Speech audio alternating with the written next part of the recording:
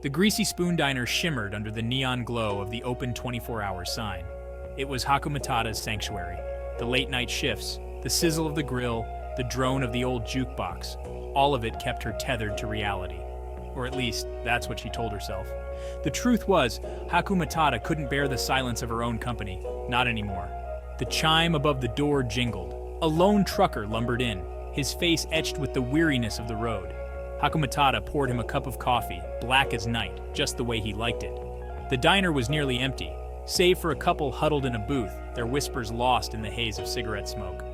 She wiped down the counter, her reflection staring back at her, hollow-eyed and drawn. Guilt had a way of doing that to a person, of chipping away at your soul until all that was left was a ghost of who you used to be.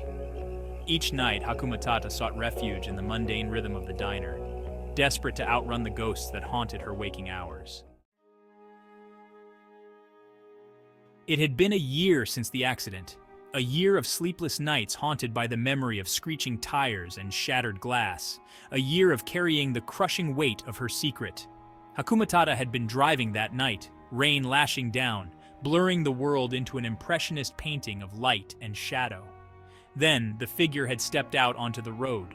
There hadn't been time to react, only the sickening thud and the world spinning wildly out of control.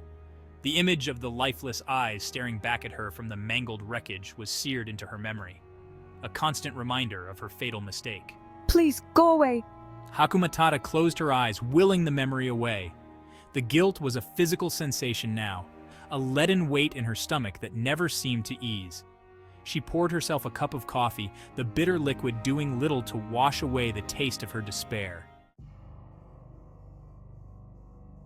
The diner clock chimed 3. Closing time.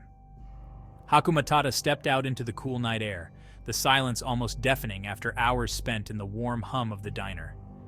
A thick fog had rolled in, shrouding the familiar street in an eerie silence. It clung to her like a shroud, mirroring the icy grip of fear that had settled in her gut.